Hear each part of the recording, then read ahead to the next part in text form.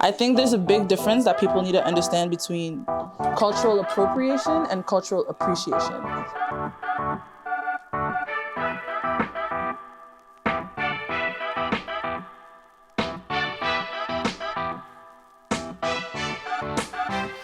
Souvent quand on parle de culture, on parle de films, on parle de musique, mais on oublie que souvent la culture se représentait à l'extérieur de ces deux sphères-là. Par exemple, par le style, par la mode, on remarque souvent que les gens vont décider de prendre des types de styles de cheveux ou de styles d'accoutrement pour représenter qu'est-ce qu'ils sont en fait.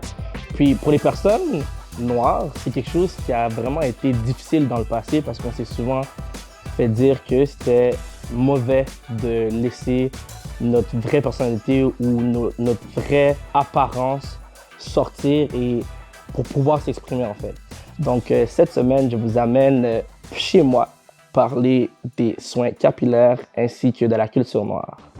Est-ce que c'était difficile parfois de juste se promener et d'avoir des « Hey, tes cheveux sont différents! Oh my God, pourquoi tes cheveux sont comme ça? » Mais moi, j'aime pas ça, comme tu touches mes cheveux, comme c'est disrespectful, bro, ce shit comme bro, tu pas mes cheveux. Là, c'est comme pourquoi, qu'est-ce que tes cheveux? J'ai l'impression que juste comme si on avait été comme une approche peut-être plus éducative à la place d'être plus genre offensif, tu vois. Peut-être que ça aurait été peut-être meilleur en grandissant, tu vois. Tu sais, t'aurais aimé ça que tes amis mettons noirs te disent yo, on va au barbershop, genre comme au lieu de te dire, au lieu de rire de toi, de dire genre yo, viens, je t'amener à un barber. Yeah, comme ça aurait peut-être été mieux. Les gens ne savent pas à quel point les cheveux dans la culture noire sont importants. C'est la façon de se présenter, c'est la façon de montrer qui on est. Puis souvent, ça a été de non professionnel par les gens occidentaux, surtout aux États-Unis dans les années 1900. On voyait souvent les hommes couper leurs cheveux ras et les femmes lisser leurs cheveux parce que justement, ils voulaient pouvoir rentrer dans les sphères qui étaient influencées par les personnes de race blanche. Admettons un petit gars, il est fan, il check pas de musique, il check pas de rap, il check autre chose, il check, je sais pas, admettons, il est fan de droit.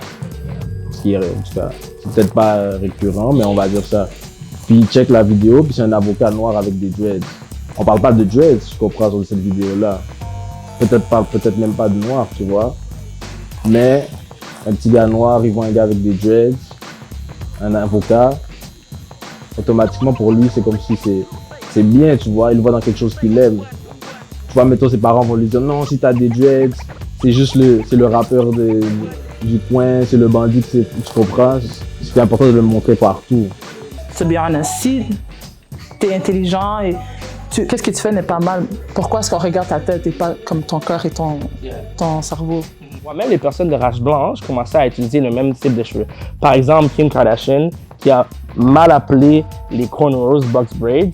On voit d'autres styles comme ça de cheveux, que ce soit les dreads, etc., les twists, qui sont vraiment populaires dans l'ensemble des cultures, mais qui ont été mis de l'avant par les personnes à la peau noire. Donc, il faut prendre conscience de l'importance que ça a dans la culture noire, parce que c'est quelque chose que pendant longtemps a été effacé et n'a pas été mis de l'avant. In certain areas, people don't care. Like if you're a tattoo artist or you're a hairstylist, like no one ever questions your hair. It's just normalized. Mais je trouve quand on rentre dans des espaces de comme gouvernement or like office spaces, there was always like that taboo stigma around like black hair. Like every time like I have older black guys that come that work in the government, ils me demandent toujours like avec leur locks, est-ce que tu peux faire un style qui like that hides my hair a little bit? Just to see how ecstatic he was. He clapped. Like he was just like excited, and we were like, wow. The photo going viral, along with the hashtag representation matters. Pour les enfants blancs, ils ont toujours eu la représentation dans tout, comme dans le livre, dans les films, dans les émissions. Mais je pense que si on continue à représenter les enfants noirs, je pense qu'ils vont comprendre que mon appréciation pour mes propres cheveux, it doesn't take away from my race, it doesn't take away from my sexuality. C'est juste, j'aime mes cheveux, je vais prendre soin de mes cheveux, ça me connecte. It builds a deeper connection to your truer self. Si ça fait du sens. Yeah. Par exemple, lorsqu'on va sur Google et qu'on écrit Unprofessional Hair dans la barre de recherche, la plupart des images qu'on voit la plupart du temps sont des personnes à la peau noire avec des cheveux naturels, ce qui est un problème.